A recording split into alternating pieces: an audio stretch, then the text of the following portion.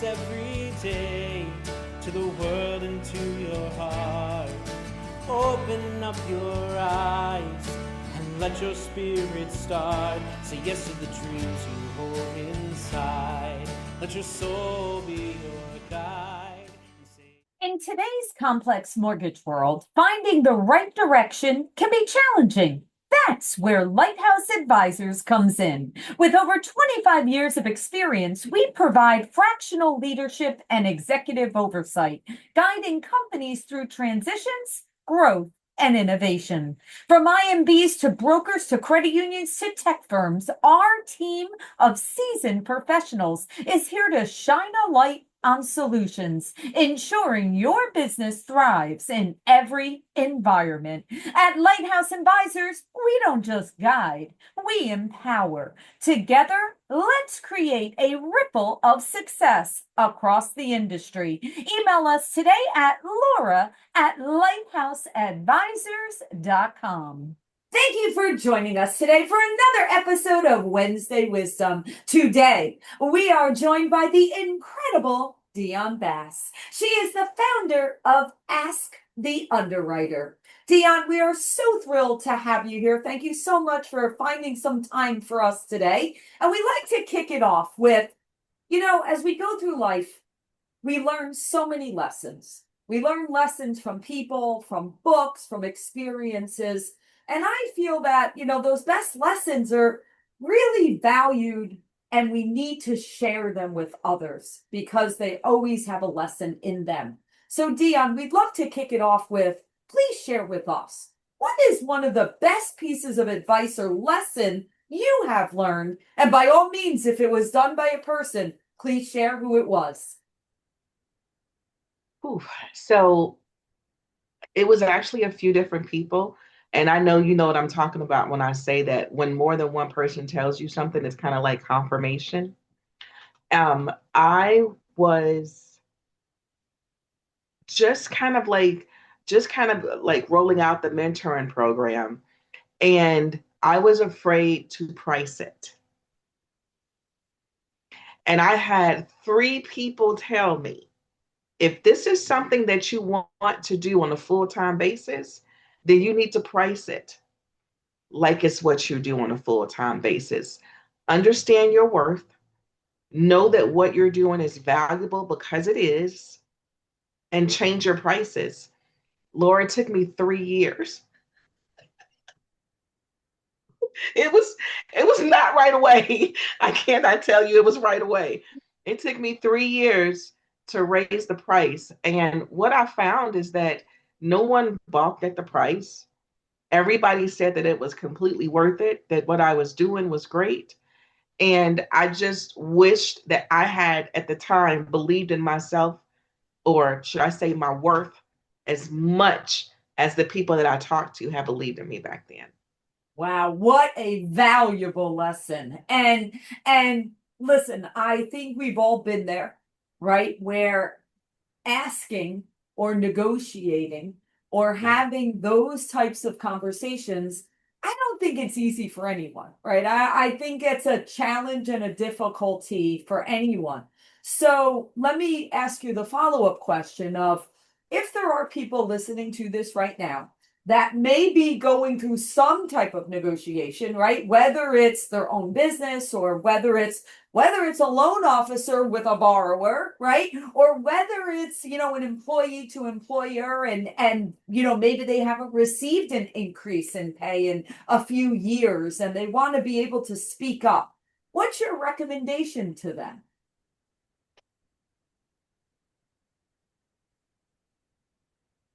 One of the things that I regret, because the name of my company is Ask the Underwriter, because I am an underwriter, is whenever I would go into a position, is that I always wanted to know how much they would pay.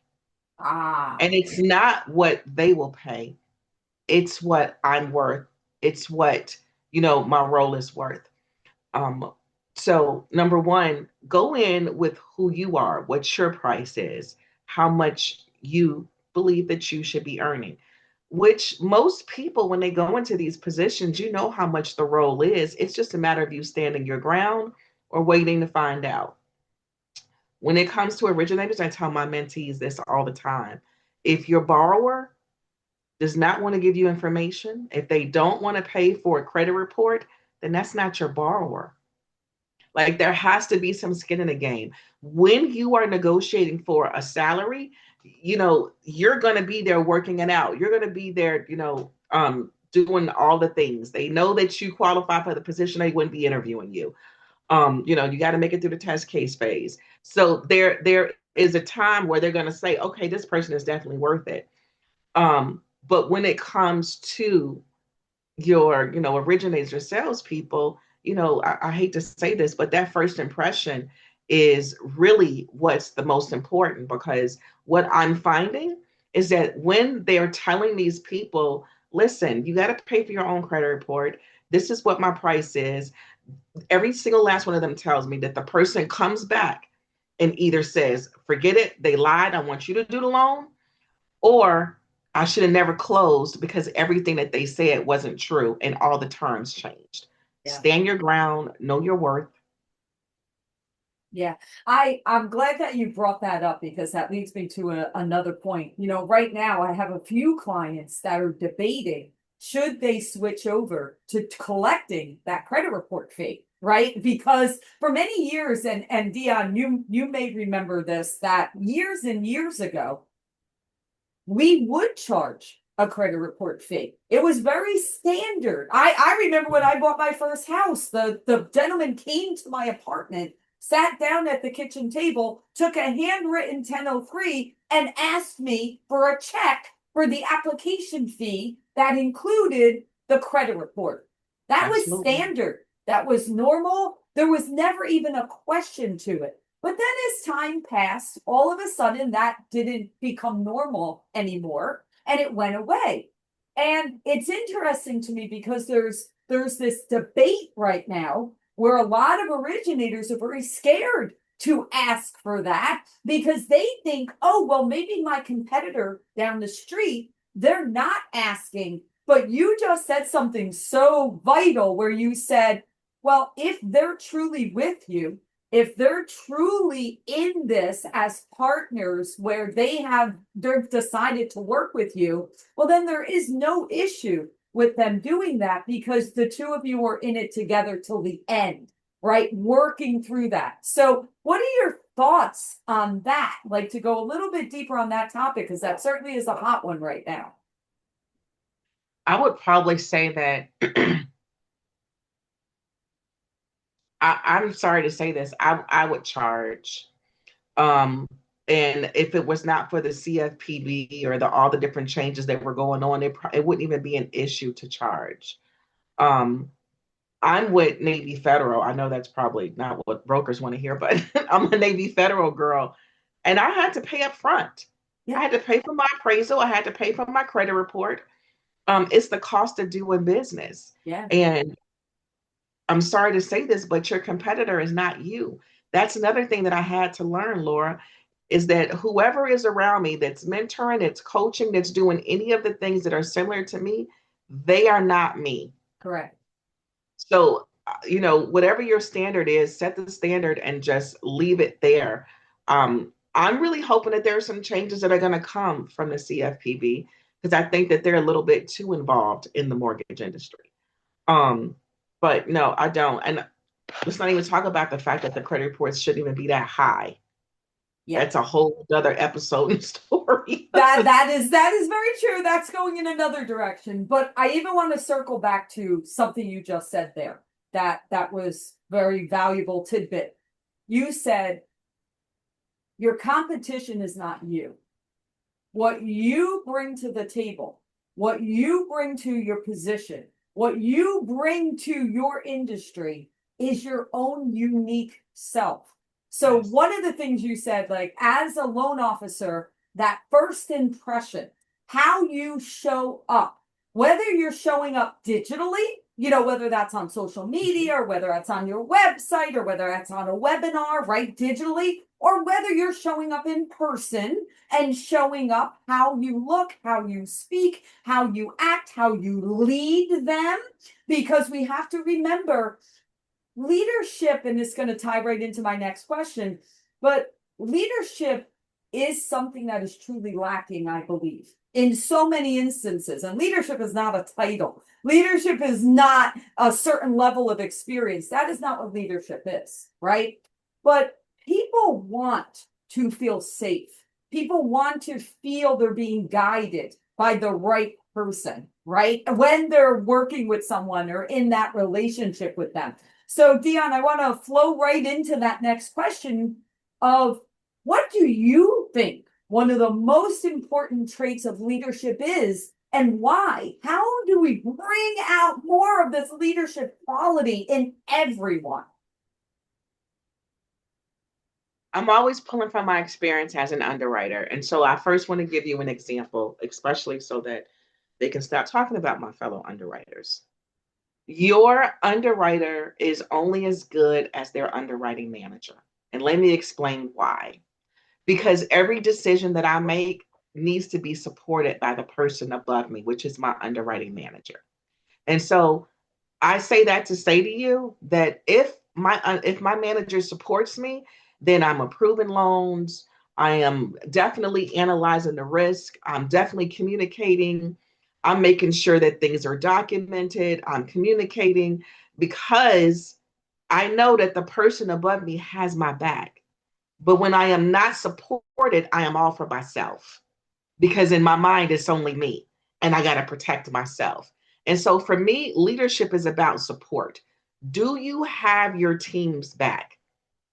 Whether that is through training and development, whether that is showing them the ropes, showing them what they need to do, letting them know that you care about them as a person, because there are certain things. What is that? I can't remember. I haven't been to school in so long, Laura. Was it Maslow where you have to manage people by who they are individually? And it's not an across the board thing. But if you Absolutely. actually support your people, then you know. Now, let's bring some balance to that because I'll use you as an example. When we were at AFR, you were like 15 levels ahead of me, which meant that you had to hire people to support your people. So, another part of leadership for me is making sure that you bring the right people in that could fit those shoes, that could do that. I don't want to name any mortgage companies because I don't want to act like I'm shining light on anybody. But I love the companies that provide structured training. I love the companies that bring you a partner in. So you start working, this is your contact person. I Why? love that. Yeah. And the reason why is because you're only as good as your worst person. So you got this person flopping in the wind representing your company all because you did not provide support. But Dionne, look at everything you just said, okay? And we can unpack that in so many levels, right? I always say that if someone fails in my company, that's a reflection of me. That's a it's a reflection of the leader. Because let's think about it. Number one, how did you hire that? So number one, it starts with who you hire, who you bring into that organization, right? So have you gone through the right checks and balances, whatever that is, taking enough time, spending time with them, getting to truly know them, making sure, me and you are having this conversation, making sure the culture fits, right? To make sure that they mesh well into that organization because maybe they don't, right? It's nothing against their experience, might have nothing to do with that, just might not be the right combination of personalities. And that's fine. Nothing wrong, okay? So it starts there. Let's go with bringing them in.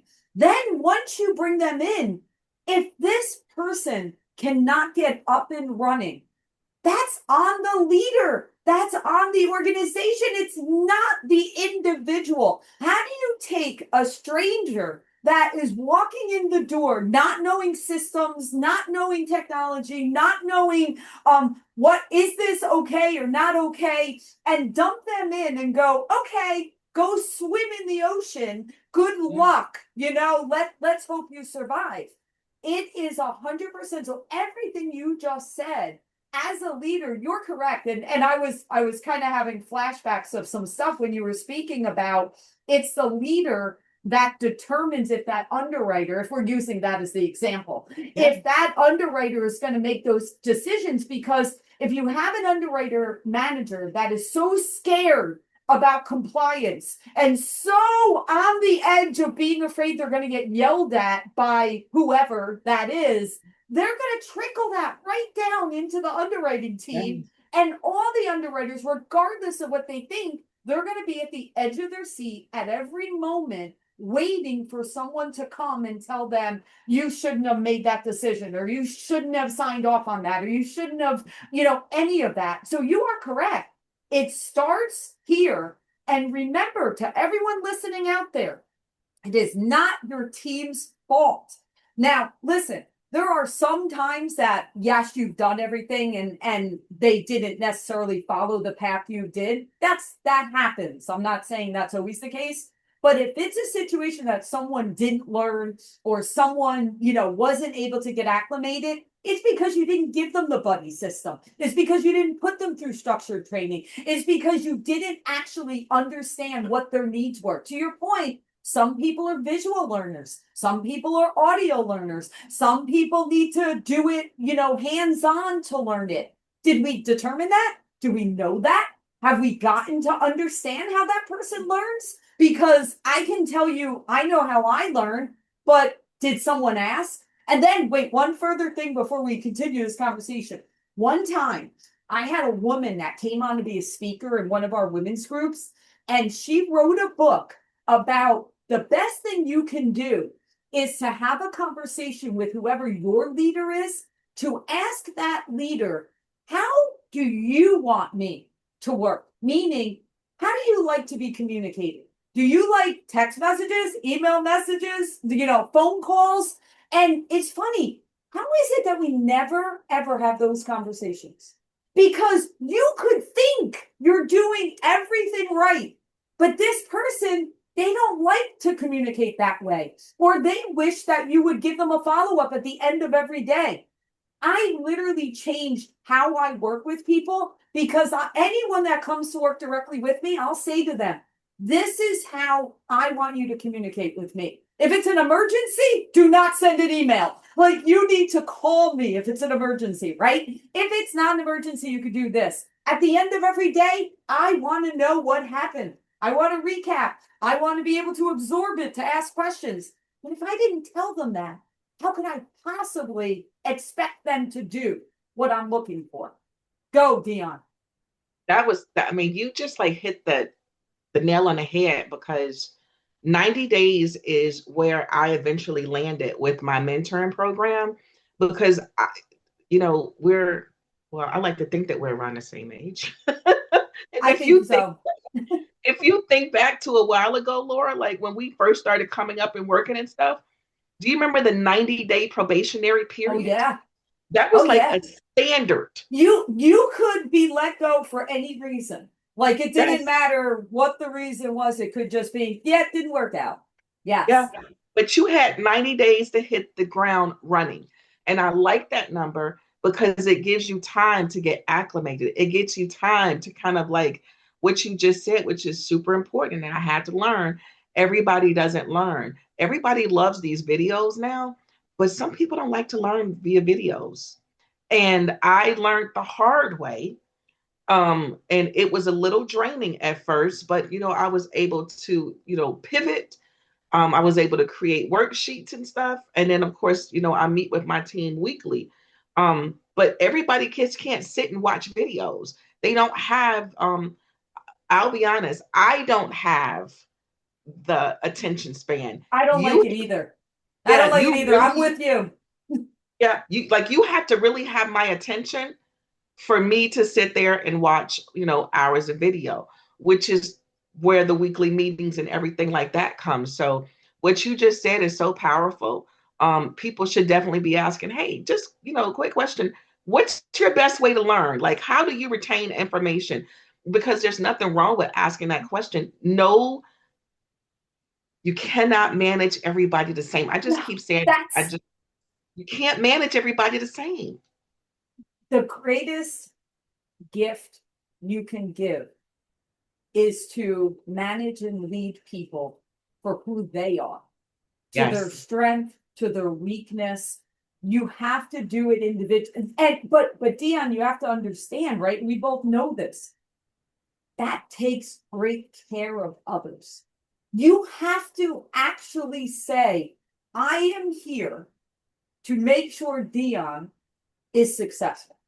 It is Yes. my mission to pour into this new team member to ensure that they get everything they need, because we all know as business owners, the cost of not keeping that team member is it's crazy when you think of the time and money you spent hiring and training and acclimating them and systems and shipping laptops and downloading software. And I mean, the cost is through the roof.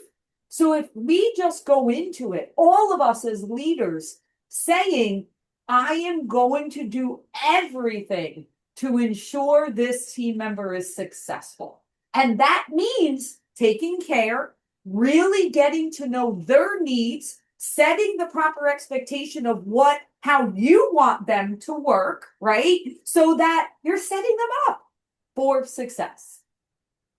So And then valuable. the good part about that is that when you give people that type of support, not only do they stay, but they tell other people.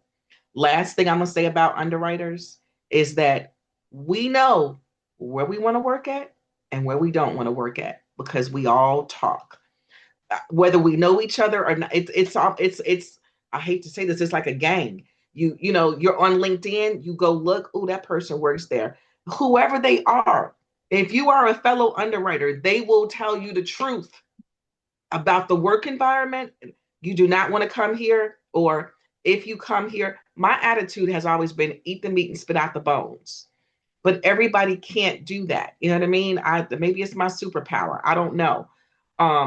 But like people talk.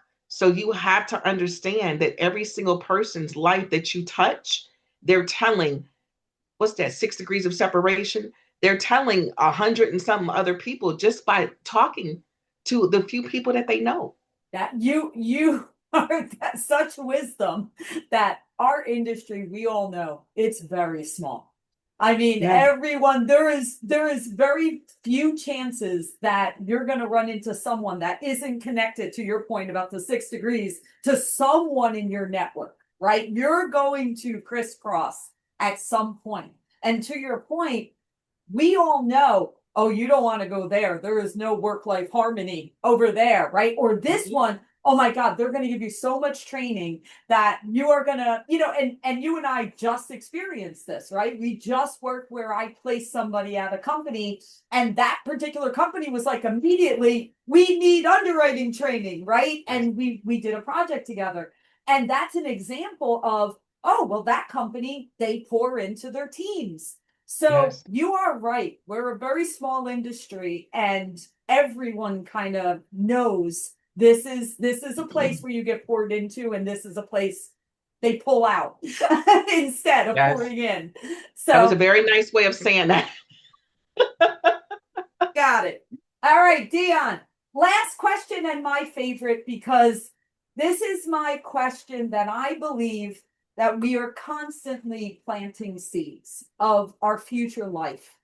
And I believe that when we say things, we plant those seeds. So my final question that I'd love to hear is, Dionne, if you had no fear, no limitation, no concern of how it would get done, what would be your moonshot goal that you would love to see come to life? I would really love to write small group Bible study books and create a platform for that. Selfish reasons, of course, because whenever I go to these small group meetings and we get these books, I'm always like, why does it have to be this complicated? Why does it have to be so long? You know what I mean? And don't get me wrong, some people do have the time, but a majority of us never ever finish the book. You know, we love the camaraderie. We love to talk and to share and everything. But I want to, that's actually my next step. That's my next life. I plan on doing Bible study books. Oh, I love that. How beautiful, and listen, that's how things are born. Yes, You personally experience something and you're like, I think there could be something better. And then it takes that person taking that first step and that action to make it better. And you're the person that's going to do that. And that's beautiful. And we certainly wish you all the best. And we know that that will be born and come to life in the future when you're ready to focus on that. Wonderful. absolutely. All right, Dionne, how can people learn more about you, find you, be able to know what you do? Please share that with the audience. So then my website address is asktheunderwriter.net. I know it's super long. I've got to figure something out. I am on LinkedIn under Dionne Bass, and I am under Facebook under Dionne Bass. Um, and my Calendly link is on both of those. But I'm very active on social media. So definitely reach out if you have any questions, you want to chit chat about your team or yourself. I do clarity calls. Love it. Thank you so much for sharing all your, some, not all, some of your wisdom with us. We wish you all the best always. I appreciate you having me. Thanks for the invite.